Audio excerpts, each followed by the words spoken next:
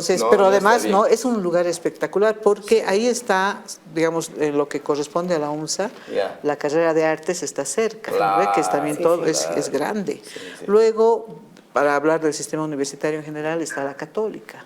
Más abajo está la UPB. Entonces, realmente, como decía alguien, es una especie de conglomerado universitario. Universitario, qué Entonces, si bonito nosotros está. logramos hacer en la 14 de septiembre algo importante, vamos a sumar a ese O conglomerado sea que en el lugar a donde... la se va a UNSA, ¿no generar ve? de hecho, sí, esa área donde se ha rajado y Sí. todo, ahí van a volver, van a construir. No, bueno, por ahora no tenemos recursos, ¿no? Es muy difícil ahora porque lo que habíamos ahorrado durante 30 años se ha destinado a la compra del edificio que tenemos ahora frente a frente al Teleférico Amarillo. Claro. Ese ya es un edificio nuestro, era un edificio de 4 departamentos que los hemos habilitado como oficinas y como aulas. Ah. Y la ubicación es fantástica Sí, porque tienes sí. ahí la convergencia del Teleférico Amarillo, del verde y del celeste. Claro. Entonces nuestros estudiantes llegan pues desde el Alto, desde Miraflores, desde el centro de la ciudad Y desde la zona sur. y desde la zona sur en el Claro. verde. Ah, buen Entonces lugar. está estratégicamente Lugar. ubicado. Buen lugar, bien. María Lindo. René, ¿con quién estamos? Qué lindo estar aquí charlando y era una charla tan interesante como la que usted va a compartir con nosotros. Sí la voy a presentar con el título porque así amerita, por favor. Gracias. Nos acompaña la magíster Cecilia Salazar de la Torre, quien es ella, docente investigadora, cabeza por 30 años o parte de por 30 Dueña, años del CIDES dueña del UNSA, CIDES. del CIDES UNSA, Dueña del dos CIDES veces es. directora. Tres. Y tres veces. veces Le estoy directora. bajando. 3 veces directora y ahora nos va a contar un poco de lo que estábamos nosotros charlando. Bienvenidos, Sí, qué pues, gusto. pero saludaremos a nuestros amigos del Imperio. Y que lo haga Cecilia, por favor. Muchísimas Sí, gracias, sí, sí. les agradezco mucho por la invitación. Me encanta venir a nuestra televisión universitaria porque es parte de nuestra maravillosa Universidad Mayor de San Andrés, Claro, que a pues. pesar de sus problemas sigue siendo nuestra y es nuestra alma mater, ¿no? Nuestro orgullo. pues. Nuestro orgullo, sí. Sí, sí. Bueno, quiero saludar a Henry Llanos y Carmen Osorio que nos están acompañando en estas sesiones entiendo que desde varios programas antes Sí, que este, sí, pues. en el marco de su proyecto que se llama Bolivia Tierra Querida, que es un proyecto radial y ahora me parece que televisivo, en fin, me estaban contando algunos detalles técnicos respecto a eso. Entonces, a través de Henry y Carmen, además quiero saludar a la comunidad boliviana que reside en Maryland, en Washington, Virginia. Sí. Probablemente por ahí alguna amiga de colegio me esté mirando, espero que sí. Un gran abrazo, hermanos bolivianos. Bien, te vamos a decir doctora, magíster, ¿qué te vamos a decir? Ceci. Ceci. Ceci. Así en confianza, Sí, como estábamos charlando tan lindo. Pues es un honor que a semejante profesional, semejante investigadora como es Ceci, nos digan Ceci, no más díganme. Correcto, Sí. Me hace recuerdo a como diríamos, un capo de la comunicación, don Sí. Luis Ramiro Beltrán, Sí. semejante Claro. personalidad de la comunicación. Así es. Y él, cuando nosotros éramos chicos o nos encontrábamos en algún lugar, nos decía siempre, coleguita. Sí, Sí. coleguita de semejante persona. Yo cuando defendí mi Nos hace- tesis, nos hace sentir me muy preguntó bien. para alguien del jurado, ¿no? sí, Don Luis coleguita. Ramiro Beltrán, ¿cómo enfocaba esto desde un modelo de comunicación? Y lo tengo acá. Ah, claro. Bien, Realmente, ¿no? a ver, con Ceci vamos a hablar de un tema muy, muy interesante que es la revolución del 52. Terrible, ¿o no es terrible? Bueno, es terrible, tan terrible como en general la historia de nuestro país, ¿no? Sí, a ver, primero podemos hablar esto que es bueno, el tema de la revolución del 52 y en la segunda en la segunda parte podemos hablar de la influencia del 52 o viceversa entre la universidad y la revolución del 52. Ese es el tema central central, que ¿no? yo tengo Así. preparado, Ya. pero podemos arrancar con Un el poquitito, tema de la revolución, ¿no? claro. que sí. No sé, pues la reforma agraria, en fin, el voto universal, en sí, fin, ahora tantos, que estamos ¿no? en esta ¿no? coyuntura, Tantos sí. detalles. ¿no? Sí, ¿Cómo son los preámbulos, pues, para llegar a la revolución del 52? Más Bueno, o menos. ¿En qué escenario estaba Bolivia, nuestro sí. país? Bueno, habrá que remontarse hasta principios del siglo XX, ¿no? Ya. A principios del siglo XX se produjo la gran transición entre Sucre y La Paz como sede de gobierno, ¿no? Eso implicó una guerra cruenta que fue la Guerra Federal, pero además con una peculiaridad en la Guerra Federal, la participación indígena en el conflicto, que en este caso estaba a favor de la paz, es decir, de quienes estaban promoviendo la idea de la federalización del país, que era, digamos, un argumento en realidad para trasladar la sede de Sucre a La Paz, ¿no? Entonces, los protagonistas de este proyecto en términos políticos fueron los liberales versus los conservadores de Sucre. Entonces, el pueblo y los movimientos indígenas se plegaron al proyecto liberal, encabezados los pueblos indígenas por el Zárate Vilca. Y en el caso del proyecto liberal, por Ismael Montes, ¿no? A Zárate Vilca, ¿quién es el que quién lo jala? Porque no es Zárate Vilca nomás, ya yo iré. No, es una alianza, ¿no? Es una alianza. Era un movimiento, perdón, era Pando, por supuesto, era José Manuel Pando, ¿no? Hace la alianza, pues. Claro, ¿no? hace la alianza con el Zárate Vilca. Entonces, lo que ahí tenemos es ya una gran presencia indígena en la historia del país, pero además incorporado un proceso político que se estaba dirimiendo en las élites, entre las élites criollas, digamos, ¿no? Pero toda esta participación finalmente termina sucumbiendo porque finalmente se instala el liberalismo y Pando como cabeza, y los indígenas son desplazados de una manera, es decir, hay un historial ahí. Sí, es decir, que Pando lo traicionó a Zárate Vilca. Sí, Eso, ¿no? sí, es decir, abandona la alianza, Pando lo traiciona, pero además hay un episodio en el trayecto de Oruro a La Paz, en Moosa, donde grupos de indígenas en pleno levantamiento protagonizan, ¿no es cierto?, una justicionamiento, generan un proyecto de justicia, digamos, bajo sus términos, en una localidad que se llama Moosa, en una iglesia, y asesinan, masacran a un conglomerado de soldados jóvenes que venían de Sucre, ¿no?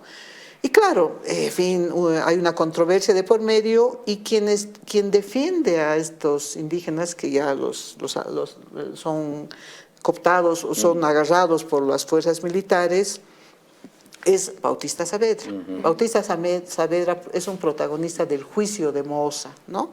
Entonces, ¿cuál es la conclusión de Bautista Saavedra? Dada que había una efervescencia indígena, eso no podías desconocer eso, ¿no? Es que en realidad esta acción de estos grupos indígenas tenía que ver con su naturaleza, es decir, la naturaleza era muy hostil con ellos y eso determinaba su carácter. Sí. Y de la misma manera la sociedad que los explotaba, los expoliaba, abusaba de ellos, también determinan un carácter, y por lo tanto de todo eso surge este tipo de indígena que de alguna manera es una especie de justificación, ¿no es cierto?, de un hecho terrible que sucedió en ese contexto. Entonces ahí se abre una veta respecto a lo que sería lo social en Bolivia, ¿no? Te voy a hacer un paréntesis. ¿Por qué lo social entre Bueno, porque es ahí donde la presencia del mundo indio se vuelve un problema social, ¿no es cierto? ¿Cómo resolverlo? Entonces, para pensar en cómo resolverlo hay que argumentar, y el argumento de Bautista Saavedra es que este mundo está condicionado por la hostilidad del medio ambiente y de la sociedad dominante, ¿no es cierto? Entonces abre una veta para darle continuidad a algo que finalmente se va a resolver en 1952. Pero también entre comillas. Claro, ¿no? Pero has hablado en una población bien interesante en la historia, que es Moosa. Sí. José Santos Vargas. ¿Lo has estudiado? No lo he estudiado. No. Es el tambor Vargas. El tambor, claro, el tambor Vargas. Es una historia interesante que tiene relación, bueno, en primera línea sobre esto, lo que han llamado la hecatombe de Moosa, ¿no? Es decir, la matanza que hubo en la iglesia de Moosa. Sí. O sea, tú no has trabajado en el tema del tambor Vargas. Guerra de la Independencia, no, para eso está la María Luisa Sucre. Sí, hemos hablado con ella, pero hablaste de Moosa y a mí siempre que hablan de Moosa, siempre me viene a la memoria José Santos Vargas, el tambor Vargas, claro. El primer guerrillero. Además que es el primero que ha hecho el diario. Sí, el diario. Y aquí están hablando, ¿no?, el primer diario de Che Guevara, y no, fue José Santos Vargas. Así es, eso es lo que yo también sé. ¿No ve? Lo que pasa es que a partir de entonces se nombra como problema, digamos, a este mundo indio, y la idea es cómo resolverlo, cómo argumentar, ¿no es cierto? Entonces surgen una serie de intérpretes sobre el problema de lo indio, ¿no? Estos intérpretes son las clases medias, que están también constituyéndose a principios del siglo XX. No es que las clases medias hayan existido siempre, es un producto de cierto tipo de relaciones, de acontecimientos, pero sobre todo de la urbanización. Los de la clase media en ese entonces. Bueno, estaban debatiendo. Eran fundamentalmente abogados, porque nuestra universidad, en su fundación, solamente tenía las carreras... ¿Verdad que les decían tinterillos? Claro, las carreras que tenía nuestra universidad eran teología, derecho y medicina. Claro. Y derecho siempre ha sido una carrera predominante, hasta ahora... Muy numerosa, ¿no? Numerosa en términos de estudiantes, ¿no? Pero en ese contexto fueron los doctores, los abogados, me refiero a los abogados, que se sensibilizaron por estos problemas, porque no había sociología, no había la carrera de historia, era solamente la carrera de derecho. Entonces, quienes comienzan a elaborar algunas ideas y argumentos en torno al problema del indio venían de esa formación que, reitero, digamos, es parte constitutiva de las clases medias, la urbanización, la educación, la universidad, pero además su capacidad para interpretar los problemas de la sociedad, porque como estudiamos para eso en realidad, ¿no? Y entonces ahí surgieron algunas figuras, quizás la más importante ha sido Frans Tamayo, ¿no? Frans Tamayo, que es quien por primera vez promueve la idea de que en realidad había que pensar al mundo indio como algo, idealizándolo, digamos, ¿no? Como energía, como vitalidad, ¿no es cierto?, como esa condición prístina que le podía dar al país la energía que este país necesitaba para salir adelante, ¿no? Entonces Frans Tamayo discute obviamente con Arguedas, ¿no? Arguedas es el que pone sobre la palestra la idea de que este es un pueblo enfermo porque esta combinación entre el mundo indio y el mundo español dieron lugar a la figura del cholo, que es el que lo desvirtúa todo. Era algo así también decía, digamos, Frans Tamayo. Pero en el caso de Frans Tamayo, pensando también en el mestizaje, pero una parte del mestizaje proveniente del mundo indio, era más optimista respecto a las posibilidades que le daba la presencia de lo indio en esta construcción mestiza, porque lo indio le daba vitalidad, energía, le daba alma al mestizaje, ¿no? Entonces, es esa idea la que luego trasciende hacia el 52, la idealización del mundo indio, es nuevamente recuperada por los intérpretes de la revolución, especialmente, qué sé yo, Fernando Díaz de Medina, Fermán Velarde, etcétera, etcétera, que van a tener una participación particular en la interpretación de lo que estaba ocurriendo en el 52. Hay ¿cómo diríamos? Es un encuentro campesino en 1948. ¿Es el primer congreso? No, el primer congreso se realiza durante el gobierno de Gualberto Villarroel. ¿Es el 1948? Es el 45, el 45, porque Villarroel está entre el 43 y el 46, ¿no? Cuando finalmente es asesinado también por una turba popular. De eso vamos a hablar ahora, ¿no es cierto?, vinculada al Partido de la Izquierda Revolucionaria, porque en este contexto que les estoy contando, estos intérpretes de las clases medias se van armando, digamos, modelos de interpretación. Entonces, unos serán nacionalistas, otros serán marxistas, dentro del marxismo unos serán pro-Stalin, otros serán pro-Trotsky, ¿no? Entonces van construyendo modelos de interpretación cultural. Y uno de los factores, digamos, de protagonistas de estos hechos es el Partido de la Izquierda Revolucionaria, que está encabezado por José Antonio Arce, que era un abogado, pero formado bajo el modelo marxista, ¿no? Y que va a ser un protagonista de la autonomía universitaria y de los posteriores hechos de la historia. Esto que estás comentando, Cecilia, es entre después de la Guerra del Chaco, ¿no? Entre más o menos 36 al 48, 50, que ya aparece. Sí. ¿No? Es después de la Guerra del Chaco. La Guerra del Chaco es un detonante fundamental, digamos, de la crisis estatal, ¿no? Cuando la Guerra del Chaco es muy mal conducida, ¿no? Perdemos gran parte de nuestro territorio y hay 50.000 soldados muertos, de los cuales una gran parte era del mundo indígena, que fue reclutado sin que este mundo indígena hubiera sido reconocido como parte de la bolivianidad. No eran ciudadanos, ¿no es cierto? Entonces, hay otra acumulación, digamos, son una serie de acumulaciones sentimientos terribles que se van produciendo antes de que se produzca el 52. Y la previa al 52 es la del 46, cuando es asesinado Gualberto Villarroel. ¿De dónde viene Gualberto Villarroel? Digamos, de la guerra del Chaco también. Los militares, Toro, Bush y Gualberto Villarroel vienen de la experiencia militar, ¿no? Y todos estos En la guerra del Chaco. Claro, estas corrientes ideológicas, es también después de la guerra del Chaco, es decir, Sí. ya unos que son estalinistas, que Sí. el otro es marxista, Todas estas porque antes no se interpretaciones. hablaba de eso, ¿no? Se hablaba, o sea, pero se hablaba. con no menos se- intensidad, digamos. Digamos ¿no? con menos organicidad, no Ah, había ya. organización partidaria, aunque había algunos indicios, ¿no? No nos podemos olvidar de Tristán Marov, ¿no? Ya. Que ya en años previos o durante la guerra, él ya hace pronunciamientos de orden socialista, ¿no? De hecho, Tristán Marov y un grupo de intelectuales se niega a ir a la guerra porque consideraban que la guerra era una acción fratricida entre hermanos paraguayos y hermanos bolivianos. Entonces, digamos, una guerra provocada por los intereses del imperialismo, ¿no? Entonces ellos se niegan a ir a la guerra porque ya eran internacionalistas, ¿no? En cambio, Paz Estensoro, Hernán Sigles, Augusto Céspedes, en fin, la gran Esa camada de ¿no? intelectuales del nacionalismo revolucionario participa en la guerra, y la participación en la guerra les da un plus, porque son los héroes del Chaco, Claro. ¿no? Eran sargentos, eran jovencitos, ¿no? Entonces, es porque así se constituye la idea de nación. La nación necesita héroes, ¿no? Y entonces es eso lo que se jala a favor del MNR para su legitimidad, ¿no?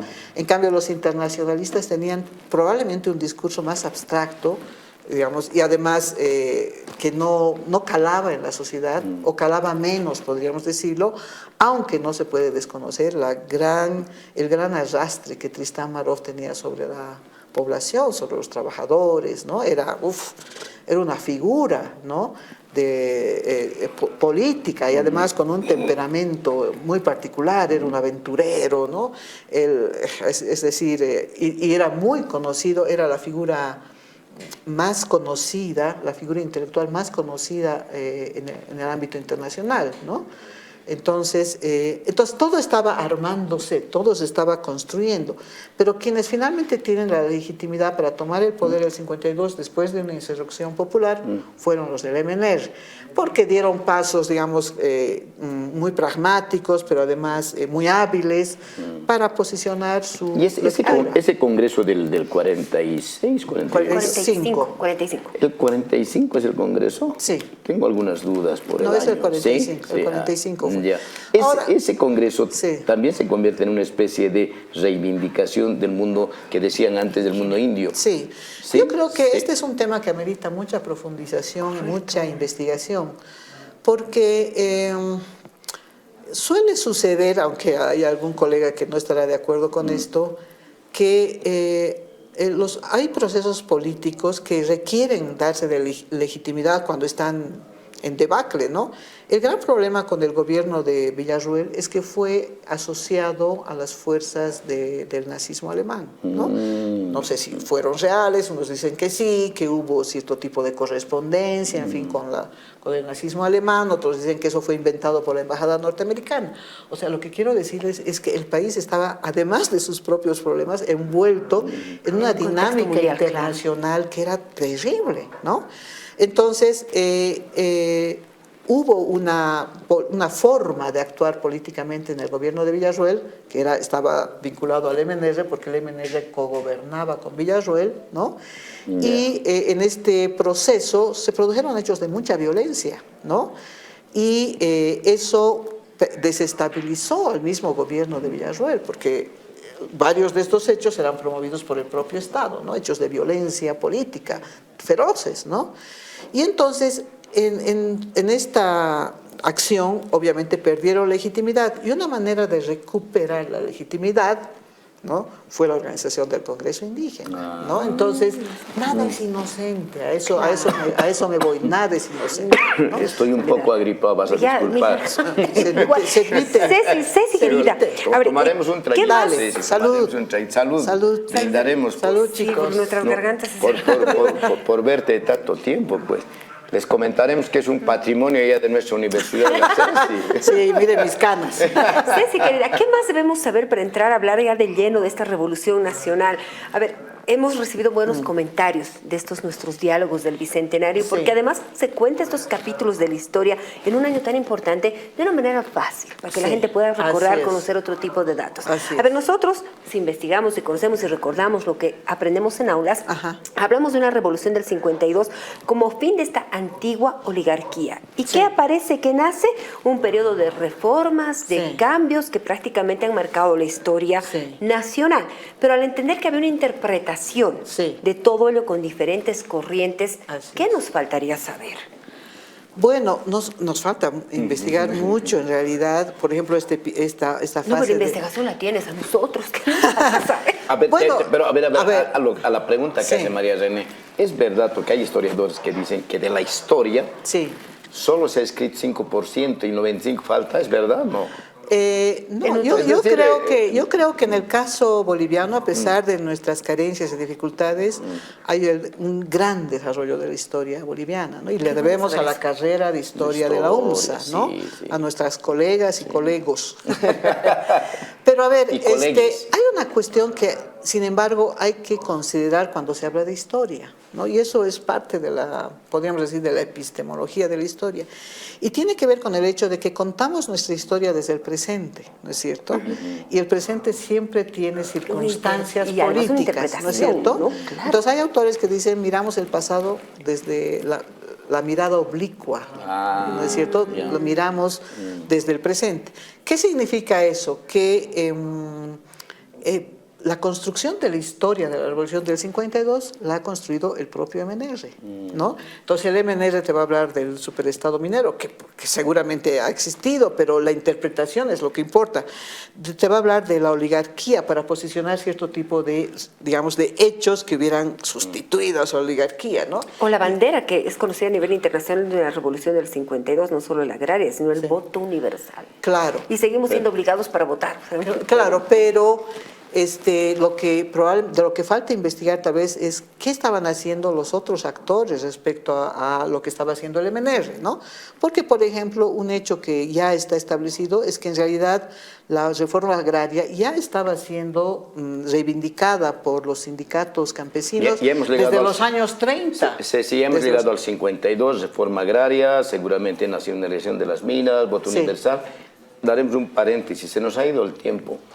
Ya nos vamos con el primer tiempo. Entonces, sí, de acuerdo. Tenemos 2 minutos más, aprovechemos. ¿Cuántos minutos más para la primera fase? Sí, para la primera. 2 más nos regales, perfecto. Para solamente permítanme decir lo siguiente, que en realidad la reforma agraria ya estaba en la agenda de los pueblos campesinos, ¿no es cierto? Desde Ucureña, desde los años 30, ¿no? En Ucureña se ha firmado, ¿no? Se ha firmado la reforma agraria, ¿no? Entonces, es como si el MNR hubiera capturado lo que ya estaba en la agenda y lo hubiera convertido en ley, por así decirlo. Entonces, esa historia, obviamente, hay que contarla, pero para contarla tenemos que saber lo que estaba sucediendo antes de la revolución y al margen del MNR. El MNR adopta todo esto, adopta en un término bastante coloquial y diplomático, en base a la realidad. Bueno, no sé qué quieras decir con diplomático, pero sí, desde un punto de vista, digamos, reformista. Reformista, que es lo máximo que podemos decir del MNR, ¿no? Entonces, ahí lo que hay que valorar es lo que estaba sucediendo alrededor, ¿no? Que era lo popular, los campesinos, los trabajadores mineros, ¿no? Que son los que salvan el golpe de Estado del MNR, porque lamentablemente el MNR participó en varios golpes de Estado. Víctor Paz Estenssoro era en realidad un golpista, cosa que no les gusta, que lo emulan, que yo diga, ¿no es cierto? Pero era un golpista. Y la revolución del 52 fue resultado de un golpe de Estado. Ahí tiene que ver, juega un rol importante Mamerto Urregoyta, ¿no? Con el tema del mamertazo. También, claro, ¿no? Antes de la revolución hubo todavía algunos episodios bonitos, que intentaron contener lo que se estaba gestando en la sociedad, pero no pudieron. Ahora dice, ya basta del 52. Saludos, Henry Llanos, Carmen Osorio, sí, porque Bolivia Tierra Querida está también con nosotros, allá en Estados Unidos, a todos los bolivianos, antes de ir a la pausa. Se va la segundita. Ya volvemos, saca el pañuelito, no hay primera sin segunda, dice, ya volvemos.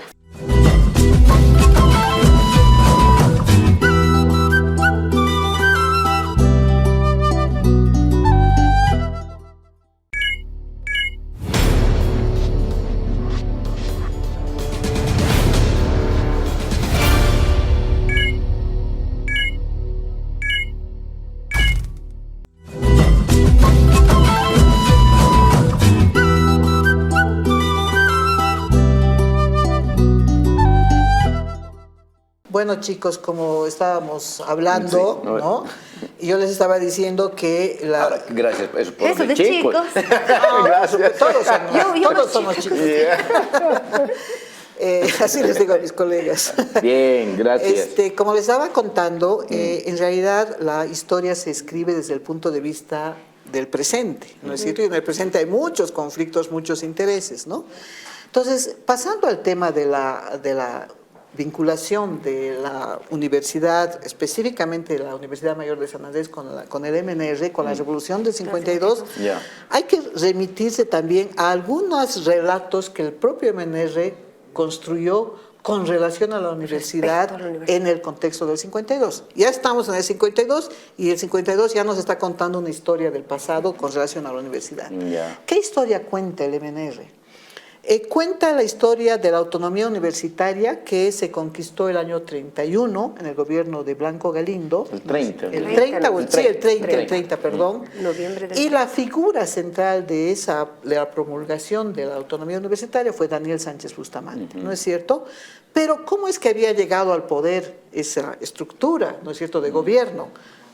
Arrebatándole el poder a Hernando Siles, que Hernando Siles fue el fundador del Partido Nacionalista, del que fueron jóvenes, muy jóvenes militantes, Augusto Céspedes y Carlos Montenegro. Entonces, ¿qué hay acá? Una primera controversia. Augusto Céspedes es el chueco El Céspedes. chueco. Una primera controversia con relación a la autonomía universitaria que hubiera sido conquistada, o más bien hubiera sido una dádiva de un gobierno que le arrebató el poder a Hernando Siles. Uy, un primer dato, digamos, que hace poner en cuestión la autonomía desde el punto de vista del MNR. Y el segundo dato es que el gobierno de Villarroel, nacionalista, con el que cogobernó el MNR, también fue golpeado por las fuerzas marxistas del Partido de la Izquierda Revolucionaria.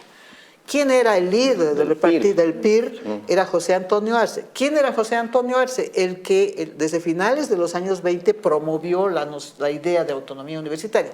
No solo él, obviamente, bien, ¿no? claro. Entonces, ahí ya tienes dos datos sobre los cuales el MNR va a construir una idea con relación a la autonomía, una idea adversa con relación a la autonomía universitaria. Adversa. Adversa. A ver. Pero Esa eso es lo que parte- estoy A ver, diciendo. a ver. Está construyendo en el imaginario el MNR, ¿no es cierto?, la idea de que la autonomía universitaria fue una dádiva de un gobierno que le arrebató el poder al gran fundador del Partido Nacionalista, que fue Hernando Siles, ¿no? El segundo episodio es el 46, ¿no? El MNR construye un imaginario según el cual el gobierno nacionalista de Villarroel sucumbió ante la arremetida del PIR, aliado a las fuerzas conservadoras y a estos grupos populares que se lanzaron a esta tarea, ¿no es cierto?, terrible de asesinar a Villarroel. Entonces, está vinculando la autonomía universitaria con las tendencias marxistas, en este caso, vinculadas a José Antonio Arce, y el PIR fue un protagonista de la caída de Villarroel. Entonces, el 54, ya en el poder el MNR, y con una gran presencia en la universidad a través de Alianza Universitaria, se comienza a pensar en una escisión entre autonomistas. Los autonomistas honestos son los del PIR, son los que hicieron caer a Hernando Siles, los que asesinaron a Villarroel, versus los revolucionarios, que somos nosotros, los movimentistas. Entonces, a partir de esa escisión, que la ilustra muy bien don Mariano Baptista, Mariano Baptista era un joven universitario en ese contexto y estaba del lado del MNR, del lado de la revolución, ¿no es cierto? Y él fue un protagonista de lo que estaba sucediendo en la universidad, pero bajo el marco de esta discusión. ¿Qué proponían los revolucionarios respecto a los autonomistas, ¿no? Que la universidad debía ser una universidad vinculada a los sectores populares organizados. Entonces, en el año 55, perdónenme con las fechas, es que como ya no soy chica como ustedes, ya las fechas se me borran, pero lo que importa es... No me quites esa memoria. Lo que importa son los hechos, ¿no es Sí, cierto? El 55 o 54, los sectores obreros toman las universidades de Potosí y Oruro, especialmente Oruro. La Central Obrera Departamental de Oruro toma la universidad, ¿no es cierto? Y era una central obrera hegemonizada por cuadros del MNR. Y entonces ahí promueven la idea de que la universidad debería ser una universidad popular, ¿no es cierto?, al servicio de los trabajadores, y quienes debían conducirla son los trabajadores, ¿no? Entonces, esta decisión, ¿no es cierto?, política entre autonomistas y revolucionarios va tomando cuerpo en aras de las consignas que son propias del nacionalismo revolucionario, ¿no? Bueno, entonces se hace un gran manifiesto, ¿no? Y otro protagonista de estos hechos es obviamente Juan Lichino Oquendo, que se lanza con un gran discurso frente a los constructores de la paz, los obreros de la construcción de la paz, y él proclama la idea de que debería ocurrir una revolución dentro de la universidad, ¿no es cierto?, pero con esta orientación. Y ahí saltan los autonomistas, ¿no es cierto? ¿Quiénes eran los autonomistas? Por ejemplo, el rector de la Universidad de Cochabamba, de la San Simón, que era el gran escritor Arturo Urquidi, ¿no?, que saca un documento sobre la defensa de la universidad y su autonomía. Era Felipe Íñiguez, rector de la Universidad de Oruro, y algunos cuadros en La Paz, que era más difícil La Paz porque estaba hegemonizada por el MNR, ¿no? ¿Quiénes eran Arturo Urquidi y Felipe Íñiguez? Militantes del PIR. ¿Del PIR? Del PIR, ¿no? Entonces, obviamente, son catalogados desde los revolucionarios como antirrevolucionarios, antiobreros, ¿no es cierto? Y el MNR hace todo lo posible para manejar cierto tipo de circunstancias y defenestrarlos. Pero y eso que era partido de izquierda revolucionario. Claro, pero que es que fue protagonista, pues, de la autonomía universitaria y de la caída de Villarroel. Ahí está la historia para entender la interpretación que necesitábamos saber. Exactamente, cómo se construye el imaginario.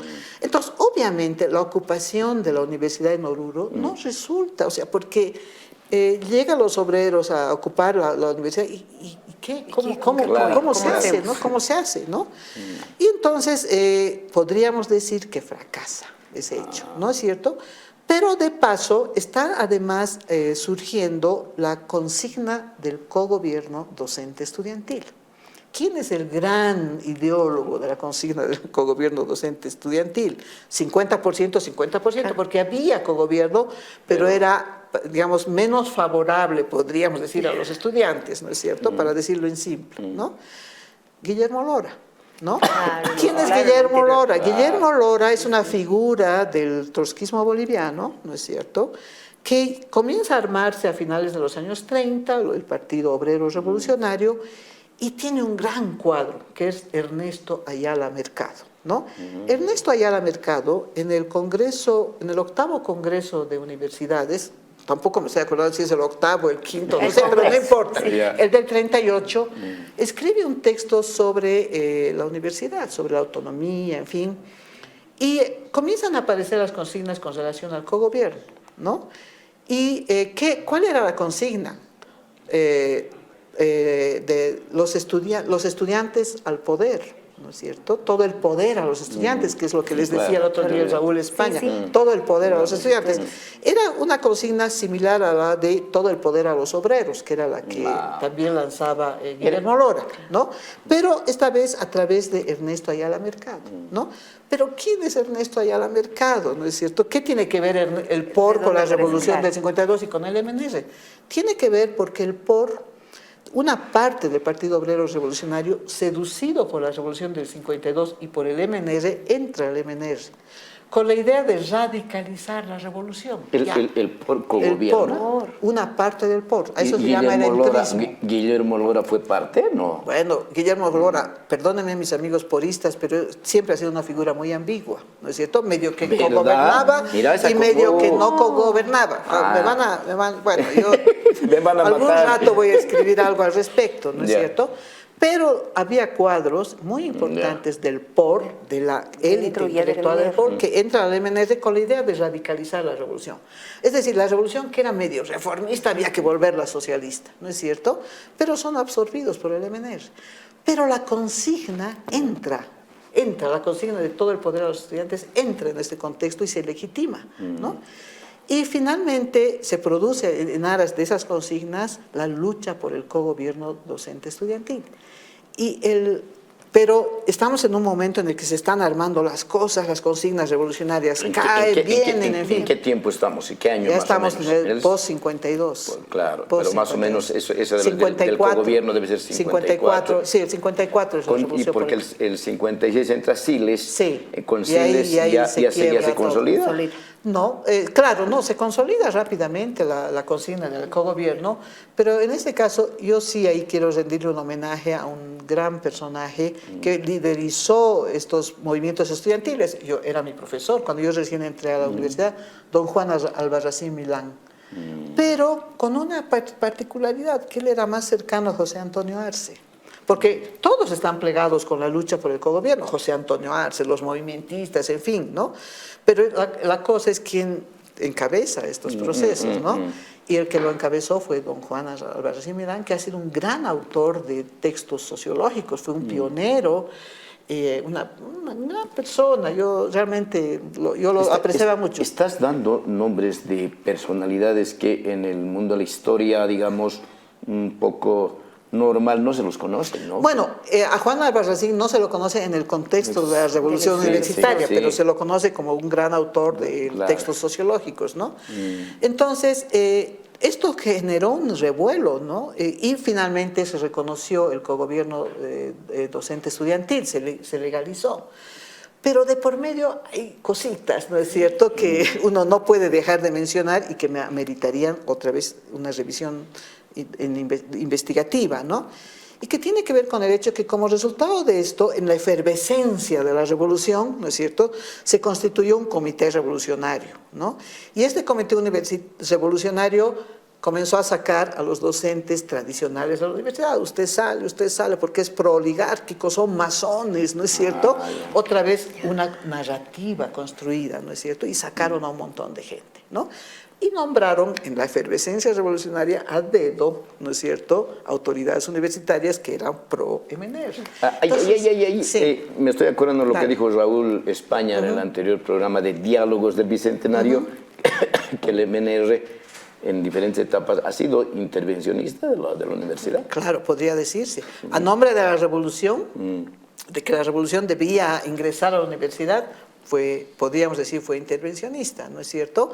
Pero digamos con aires de legitimidad, porque la revolución estaba en pleno auge. ¿Quién no era revolucionario en ese contexto? ¿Quién no era movimentista, no es cierto? Los otros grupos eran más pequeños, más chiquitos, ¿no?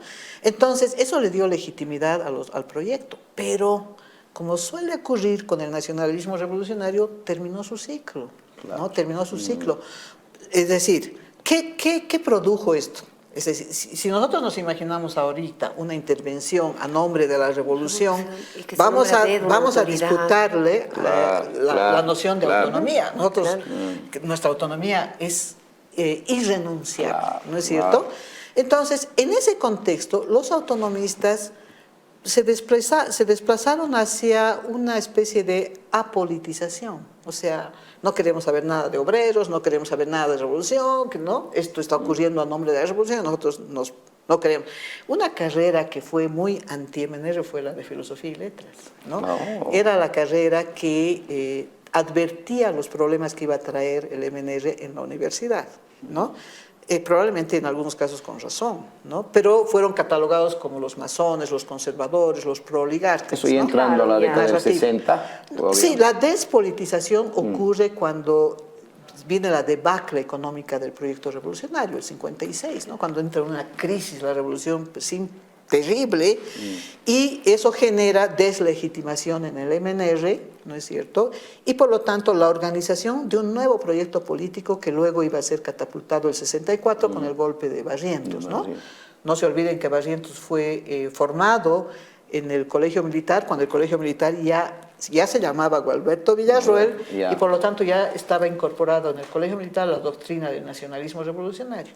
Barrientos es formado bajo esa doctrina. El 64 candidatea con Víctor Paz Estenssoro como vicepresidente y luego produce el golpe del noviembre del 64, ¿no? ¿Qué pasa con la universidad? Que ese golpe le encuentra a la universidad despolitizada, ¿no es cierto? En muchas partes de esta universidad con un gran malestar con relación a lo que había sido la revolución, malestar con los cuadros obreros, etcétera, etcétera. Entonces, hay un gran desconcierto en la universidad, tan grande, que en noviembre del 64 se produce el golpe de estado de Barrientos, y a las pocas semanas este cuerpo militar, porque primero era una junta militar, es invitado a la Universidad Mayor de San Andrés. Ese es el hecho de intervención más terrible que admitió la Universidad Mayor de San Andrés. ¿Por qué? Porque las condiciones fueron creadas para que eso ocurriera, los errores, los equívocos, ¿no es cierto? Obviamente no dura este coqueteo, podríamos decir, entre este Estado golpista y la Universidad Mayor de San Andrés, porque del otro lado, ese gran actor de la revolución que fue el proletariado minero, ante la crisis y la debacle del 56, comienza a separarse del MNR y comienza a construir su propia autonomía política, fuertemente influenciada por los socialistas, ¿no? Katabi, siglo XX, ¿no es cierto? Crean una masa obrera y un liderazgo obrero, pero extraordinario, de una gran lucidez en términos de la discursividad socialista, ¿no?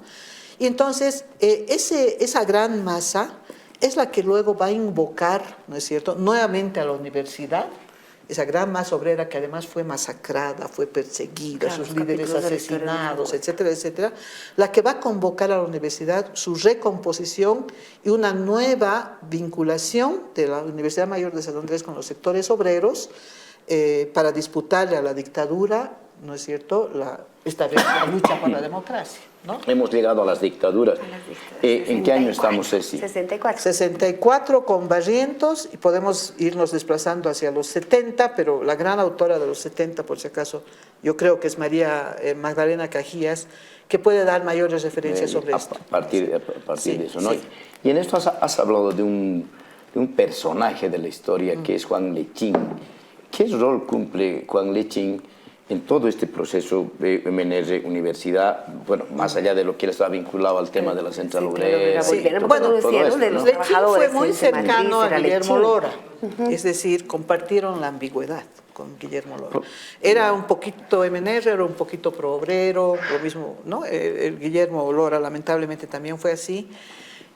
Pero tenía nociones interesantes. Por ejemplo, en este discurso que lanza a los constructores, a los obreros constructores de La Paz, él dice, digamos, reclamándole, ¿no es cierto?, diciendo la autonomía no sirve para nada. Lo que ahora también se dice, la autonomía no sirve para nada porque la universidad no hace nada por el país, se dice, ¿no?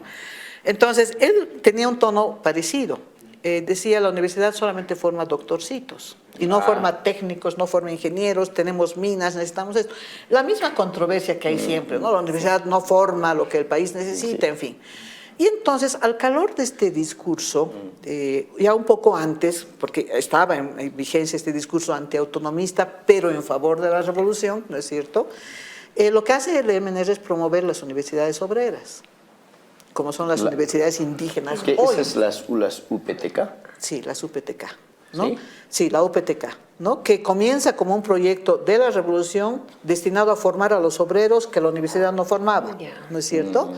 Pero la UPTK tiene su trayecto, yo me acuerdo cuando entré a la universidad, funcionaba en la calle Potosí, en un precario, ¿no es cierto?, inmueble de la calle Potosí, pero todo esto ha terminado siendo la Facultad de Tecnología, ¿no? Pero, ¿cuál era el cuestionamiento es el cuestionamiento que se le puede hacer pensando hoy en las universidades indígenas, ¿no? Y esto viene de una corriente, que es la corriente de Tristan Marov, que dice, ¿para qué crear nuevas universidades?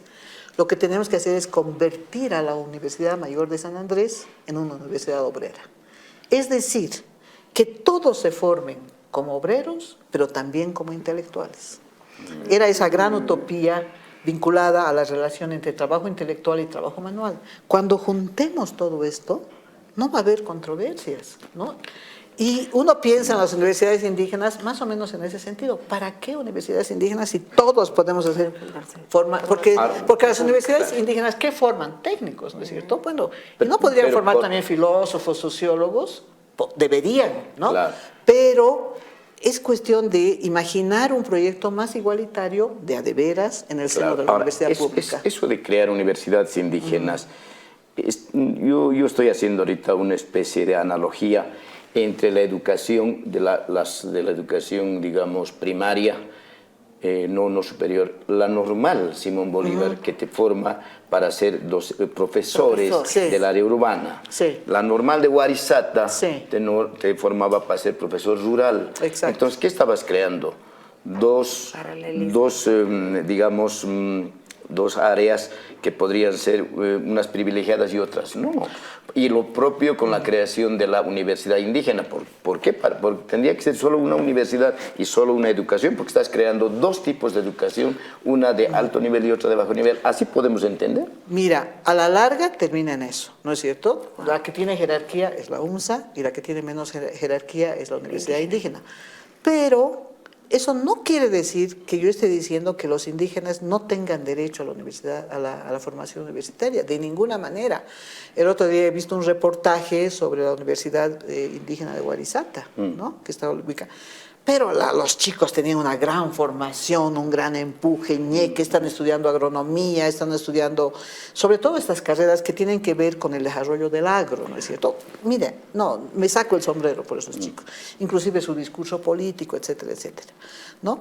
Pero la noción, el imaginario de la desigualdad sigue presente, ¿no? ¿Te has formado en la Universidad de Guarizata o en la UNSA? ¿No? Que es lo mismo decir, te has formado en la UNSA o en la Universidad de Buenos Aires o en la universidad o en Harvard, ¿no? Ya que está de moda Harvard, ¿no es cierto? Continúa esa especie de... Sí, ¿no? continúa porque todavía está presente en nuestro imaginario la idea de que hay un mundo destinado al trabajo manual y hay un mundo destinado al trabajo intelectual. Claro, debe ser la educación de la sociedad, con una socióloga. Eso tiene que cambiar, haciendo que los intelectuales también sepan manejar martillo, clavos, qué sé yo, herramientas, y que los obreros también tengan derecho a formarse reflexivamente en los campos de las humanidades, la filosofía y todo eso. Pero ¿acaso esto desde recién tendríamos que estar hablando de eso? Esto ya viene de años. Es que son los procesos que se van instalando, uno, en el periodo nacionalista del 52 MNR, dos, en el periodo del movimiento al socialismo, que es un periodo también nacionalista. ¿Por qué? Porque ¿sabes por qué, Luis? Porque está presente Frans Tamayo. ¿Con qué idea? Con la idea de que el mundo indígena es la vitalidad, es el cuerpo de la nación. La cabeza de la nación son los intelectuales, los mestizos, ¿no es cierto? Y el grueso, el cuerpo, el fuerte. Y el cuerpo, en realidad, es uno solo, o sea, no tiene por qué producirse esta escisión, ¿no es cierto? No tendría que Entonces, haber Frans Tamayo está presente, ha estado presente en la Revolución del 52 y está presente hoy. ¿Y por qué? Porque Frans Tamayo fue el que adquirió legitimidad en la narrativa del nacionalismo revolucionario. Y otros autores fueron, digamos, postergados en su interpretación, ¿no? Frans Tamayo era hijo de un hacendado, de Isaac Tamayo. Entonces, Frans Tamayo nunca se planteó lo que se planteó en la escuela de Guarizata, que el problema del indio, ya que estaban interpretando, ¿no es cierto?, era un problema económico-social.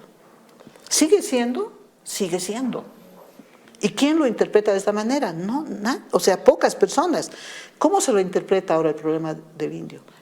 Identidades, multiculturalidad, raza, ¿no es cierto? Todo eso que no resuelve los problemas. ¿Pero por qué? Porque Frans Tamayo sigue vigente, hijo de un gamonal. ¿Qué estás queriendo decir? Que Frans Tamayo es un poco el referente. Es un referente ideológico en el país todavía vigente. Pero de una especie de separación. Claro, digamos, de la construcción del mestizaje, diría Silvia Rivera, como amalgama, ¿no? Aquí tienes a los indígenas, aquí tienes a los mestizos y los juntas, ¿no es cierto? Y haces la nación. Pero esto de juntar, si no lo haces además por vía de cuestiones económico-sociales, este pegamento siempre va a ser artificial. Siempre va a ser A mí me artificial. llamó la atención algo, se hace referencia, y aquí había una comparación en lo que ocurrió al 52 con la revolución y dicen lo que ocurrió en los 20 años del movimiento al socialismo. Yo soy una de las que compara mucho eso. ¿Cómo entendemos eso? Y llamó la atención, ¿no? En esos diálogos del Bicentenario no podemos dejar de lejos lo que hemos vivido hasta este 2025. Son continuidades históricas, Sí, ¿no? sí. No. Ya se acabó el tiempo. Sí, sí. Siempre mis preguntas se quedan sin respuesta.